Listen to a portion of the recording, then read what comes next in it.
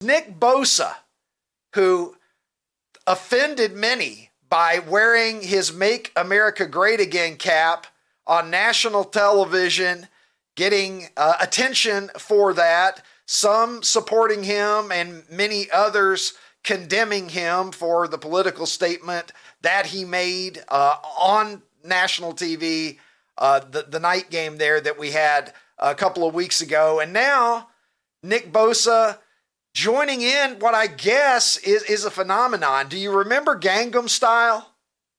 Do you remember that one summer when everything suddenly was Gangnam Style?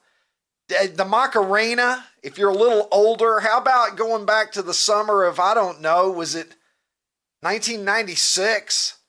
I need somebody to fact check me, but the Macarena was a smash dance that went through our country. I mean, if you're old enough, you might remember the hustle back in the 1970s. I'm just old enough that little boy Ricky Cobb remembers the hustle. Well, right now, folks, I don't know if you're aware or not, it's the Trump pump that's sweeping the nation. Nick Bosa doing it. We're going to see him here. Take a look at this.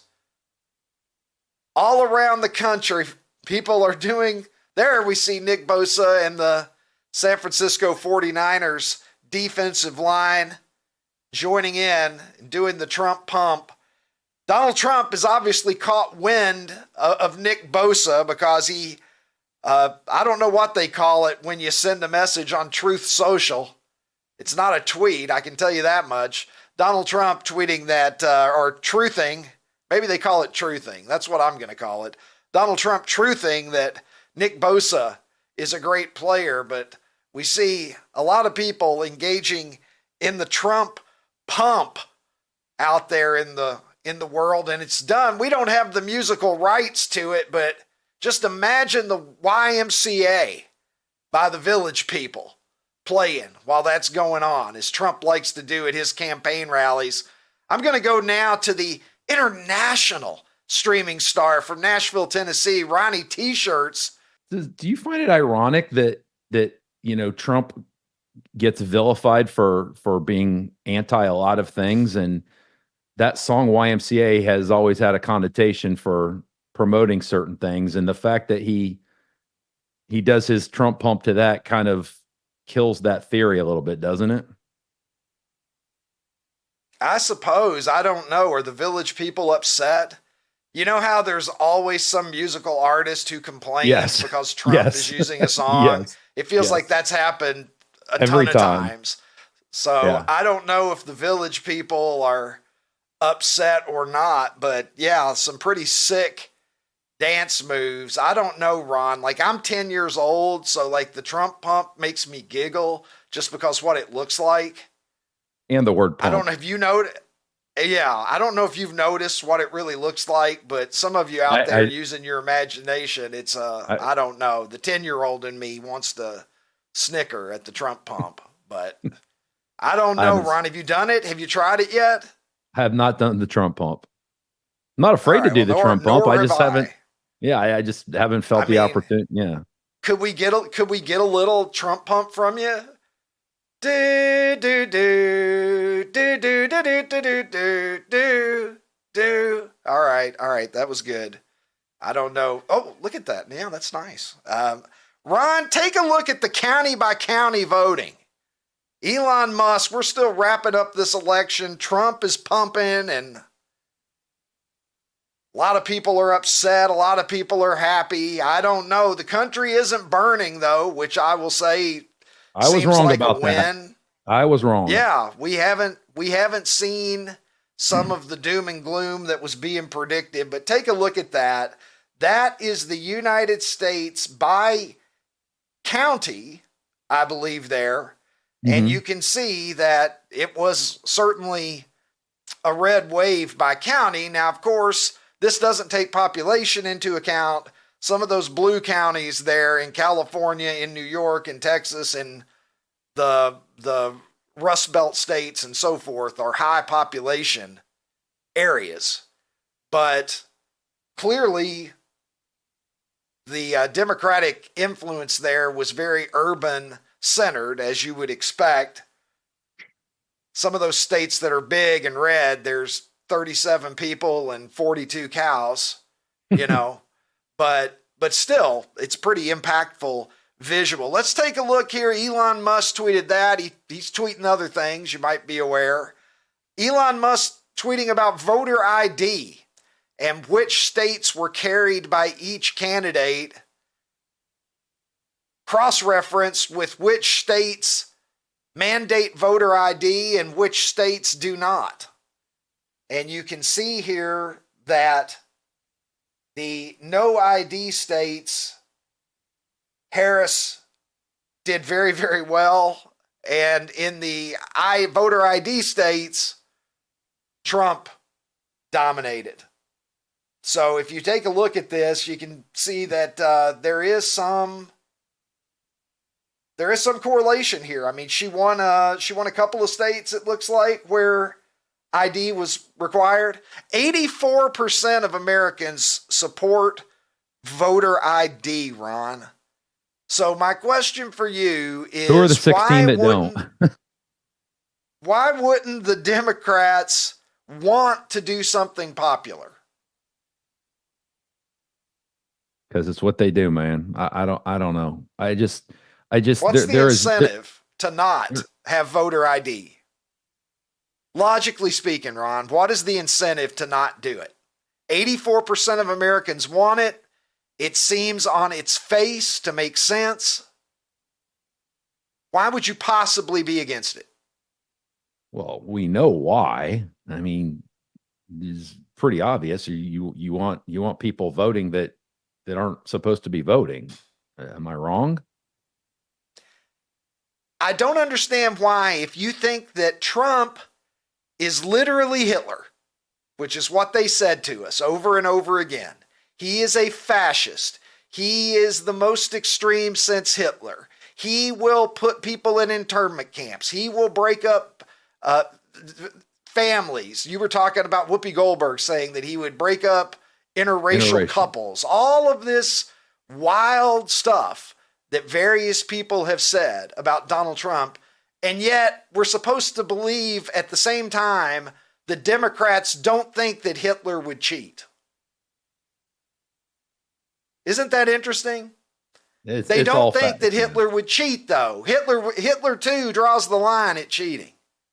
Why wouldn't you want to protect yourself? If you're running against Hitler, why wouldn't you want to protect yourself against Nazi cheating, dirty tactics? Because maybe, Ron, maybe it's because you don't really think he's Hitler.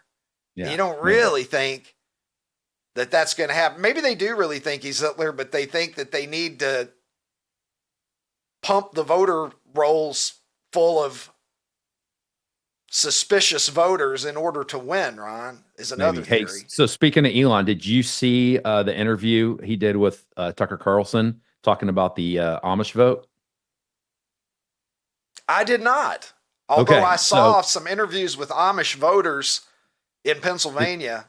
Pretty fascinating. So, the Amish, they cannot drive cars themselves. They can take horse and buggies and things like that. But they are allowed. That's how you identify a Mennonite, Ron. Yep, absolutely. They are allowed, though, to be in a car as long as they don't drive it themselves. And so Elon and Scott Pressler kind of did an initiative where they were going out into Amish communities, and they had vans and buses and whatever to get the Amish to the polls. And they think that had a significant effect on a lot of the rural Pennsylvania voting. I mean, it's Amish country, Ron, and there's a lot of them. So that's smart. That's very smart. They certainly got the vote out in Pennsylvania, and Elon threw a lot of his time and resources and money into Pennsylvania, particularly, into other places as well, certainly, but got an outcome that he wanted. But yeah, voter ID, that's something that it'll be interesting to see what happens during Trump's term if we're able to make any inroads towards voter ID, making it universal. It seems to me, if I had two wishes for voting, I would say paper ballots only and voter ID. Give me, those are the top two on my list. All right, Ron, let's see what else is going on. Did you see the Kansas City Chiefs, Ronnie? They stayed undefeated in one of the most unlikely ways possible. It's like the Kansas City Chiefs have a horseshoe up their ass, Ron. Man, it's unbelievable, isn't it? Because on the surface, if you watch any of the Kansas City games, they're not dominating anybody. I don't know if they've crushed any teams yet. And Patrick Mahomes is not having a Patrick Mahomes type year. Isn't he leading the NFL in interceptions? But man, that team just knows how to win. They figure out ways to win.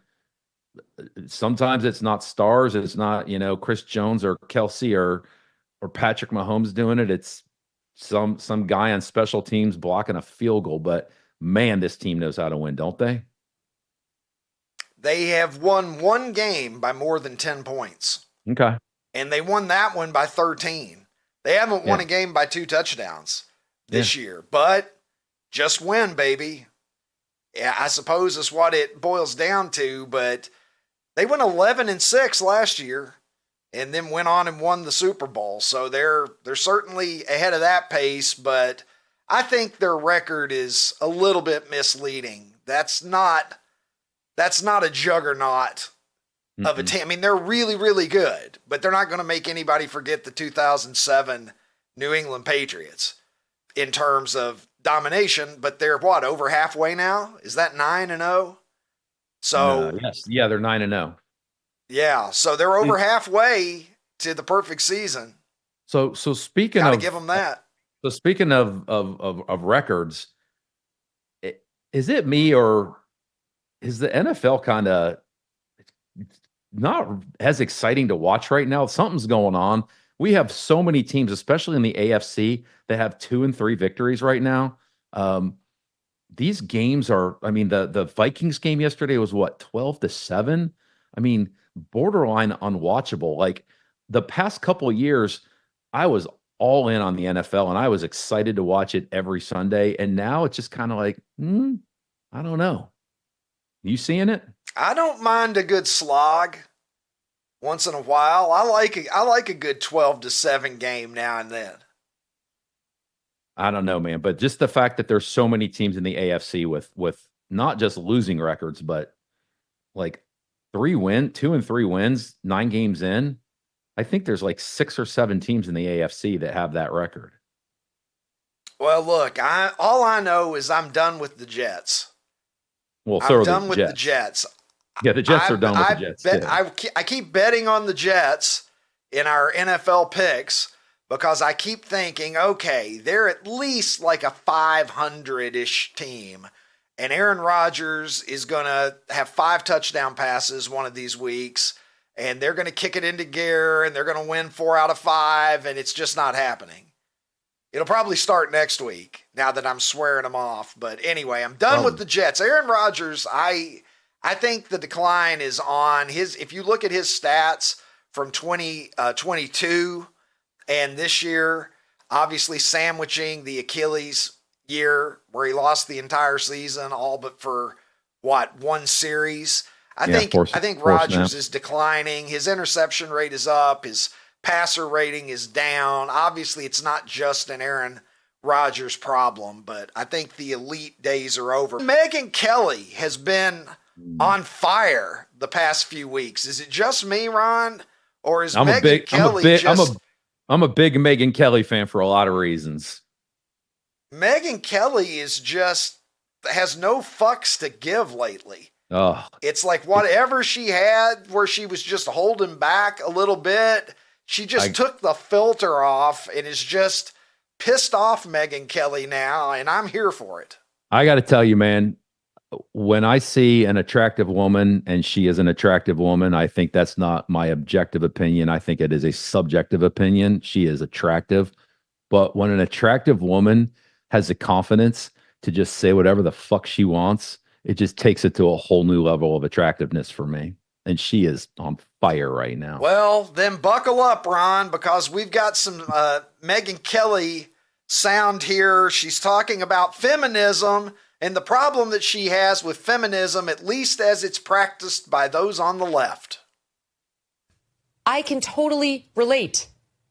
I was open-minded. I was never a feminist, but I certainly was listening on where women were in America.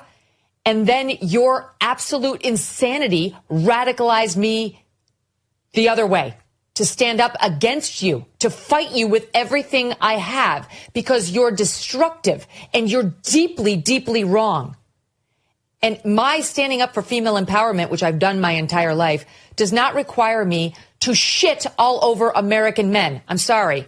But this is why I never called myself a feminist to begin with, because I knew what you leftists thought of feminism. It meant abortion and crapping on men. And most of us women over on the side of the normies don't want that. We love our husband. We love our boys, our sons, our dads, our brothers, our male friends and colleagues. And we are not ready to consider this a zero-sum game where we must advance at their expense. Until you get that through your thick fucking head, you'll keep losing. Well, Ron, how was that for you?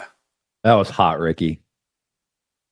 Well, I'm glad that I can provide you. And when she pointed, that was just... Yeah. Whew. Well, look, this is one that gets me because of all the reactions that we're seeing going on the left since the election. A lot of processing going on. We've got a lot of people out there I'm seeing online. They're saying that it's racism.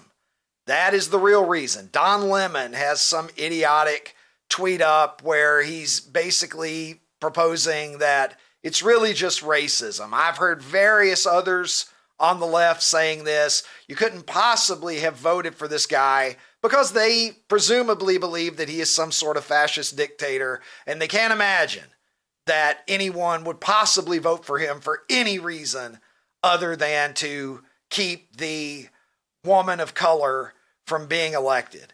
And I take that personally because I voted for a black candidate. I voted for Obama in 2008. I voted for Hillary in 2016. I realize with the OutKick audience, that's not a popular thing to say. And I realize that it's not going to win me any friends on the left either, because they're going to look at me and say, well, you're a traitor. But it's the truth. And I think it's important to remember that we're always evolving, gathering information, changing our views, or at least we have the capability of doing that. There are too many people who get locked into whatever their opinion is, and they'll just ride it out to the death rather than allow themselves to be open to new information, to consider things differently, and then reevaluate their opinion.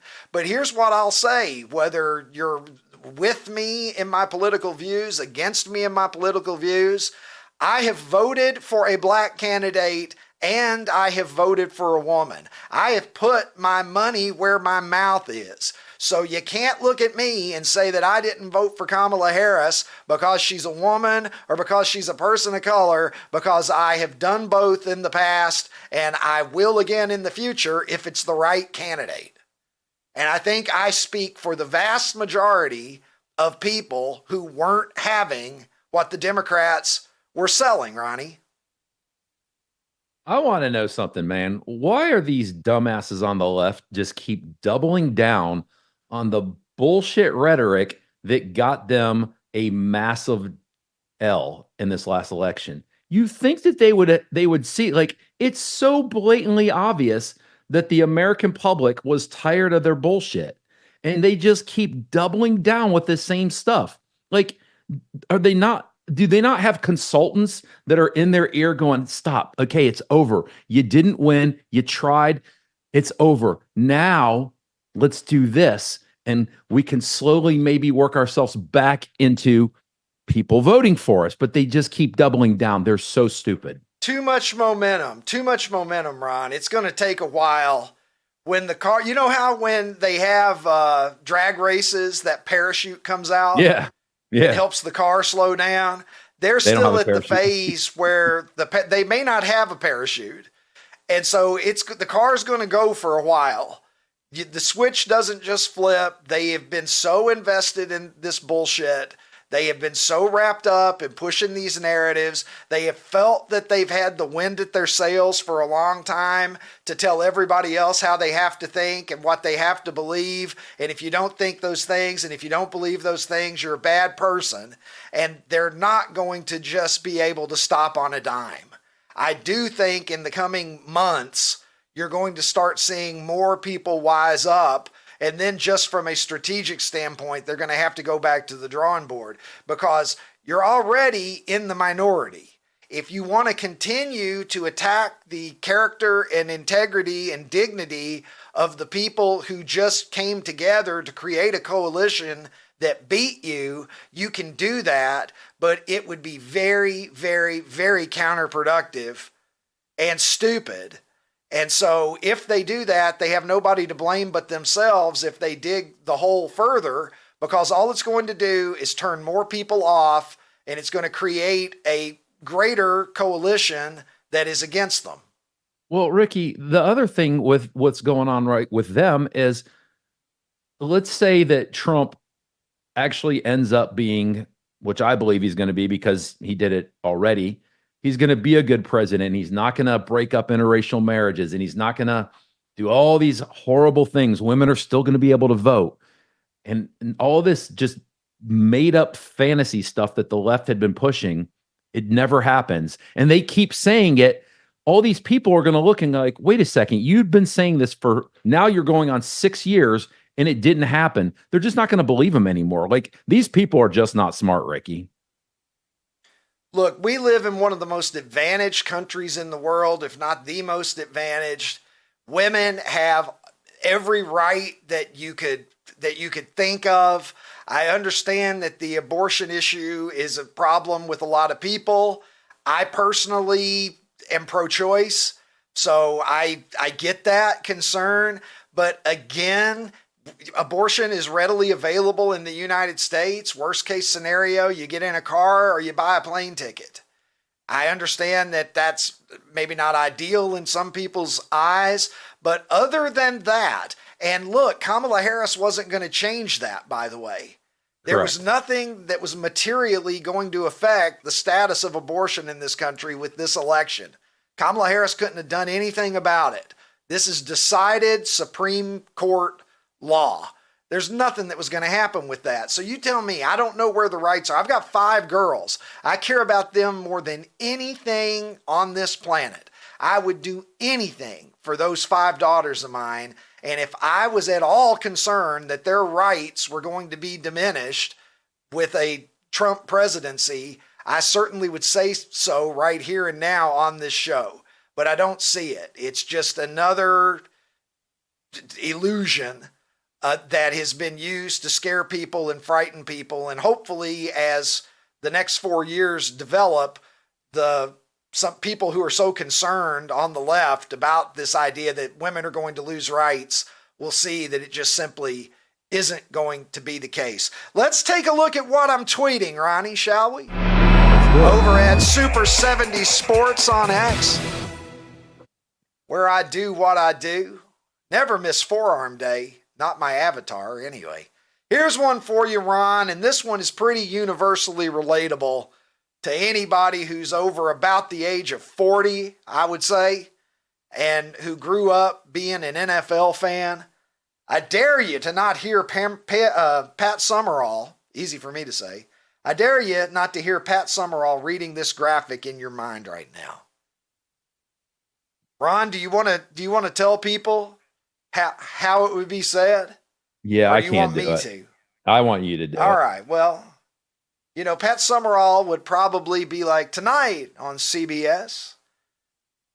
And what is it after the game except on the West Coast? Is that what they would say? 60 followed minutes. By your local news, following your local news except on the West Coast. Yeah, there you go. And then he would say, murder. She wrote. And it was so satisfying. and as it went on, he would take longer. He respected the comma. Pat Summerall respected that comma.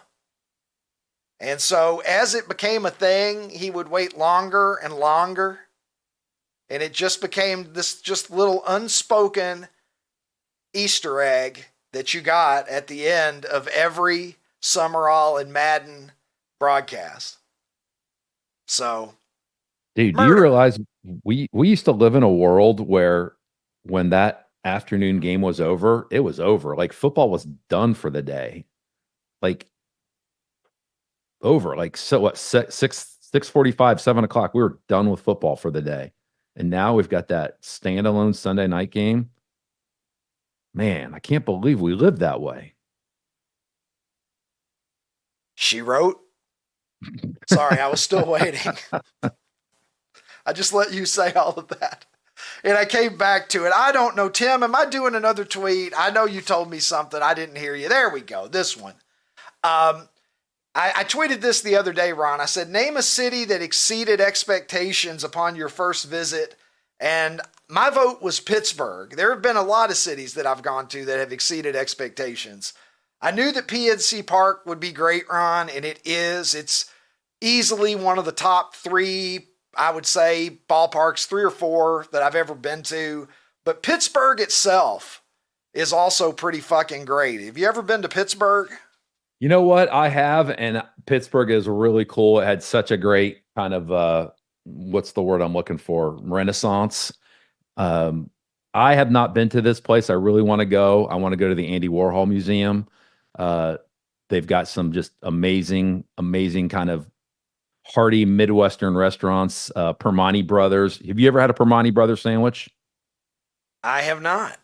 It's the one where it's on the big. I didn't have you figured for the Andy Warhol Museum, by the way. But tell me about the sandwich. Hey, I'm a complicated guy, Ricky. It's 2 thick pieces, almost of like Texas toast before you toast them. So big, thick white bread, and then you have your sandwich. So maybe corned beef. Then they put coleslaw, and then they put French fries on it, and they just smash it all down, and it is glorious.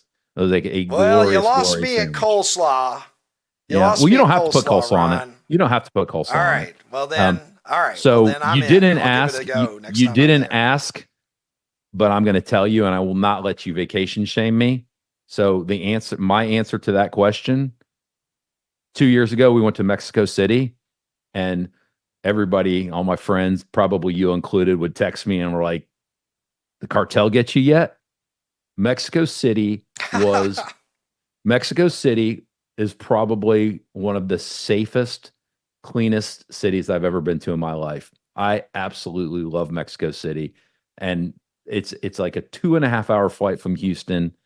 It is awesome. And everybody should go to Mexico City. It is a cool city. We went and saw Nacho Libre.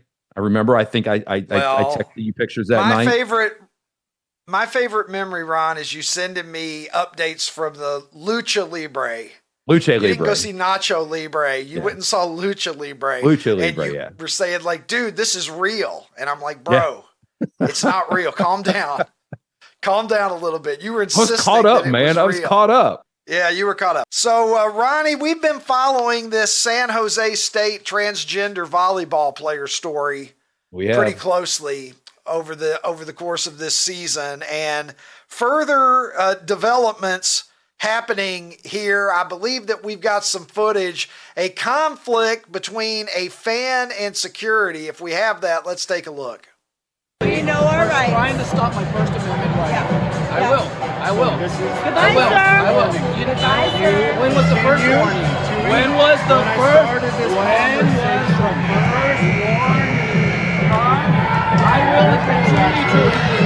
I will continue to engage.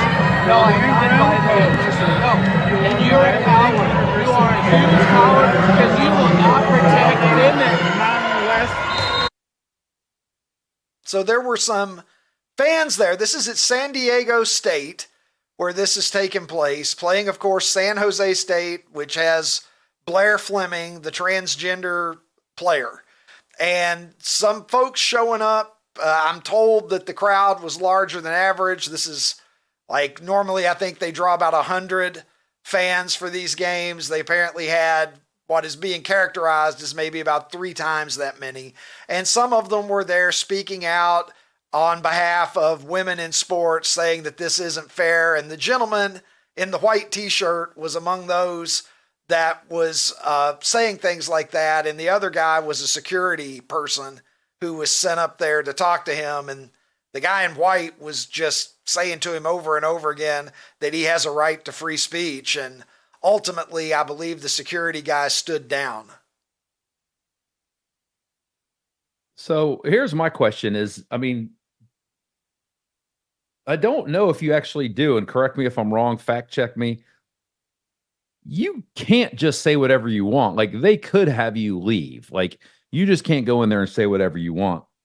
But what I guess my question would be is, if you're only allowed to say positive things like "go team go," then they would have to kick everybody else out of the arena that said anything, that booed, that, you know, I mean, think about all the things that we say as sports fans when we're at games. Ref, you suck. So anybody that says ref, you suck, I would expect that same security guy to have the same issue that he does with these people, you know, protesting or supporting women in sports. You just can't kick out people because you don't like what they say, but keep the other people in because you're okay with it. Yeah, so apparently it was settled and the guy got to stay. But as he should. It seems like people are starting to get more outspoken on this. We've talked a lot about, well, are people going to amplify this further? We had the team, Nevada, speaking up and talking about why they didn't want to play San Jose State. And so now we're starting to see it coming from the stands as well. So we'll keep an eye on this and see how it goes. Hey, OutKick fans on YouTube, if you enjoyed this episode, hit the subscribe button and make your way over to OutKick.com where you can watch the full episode.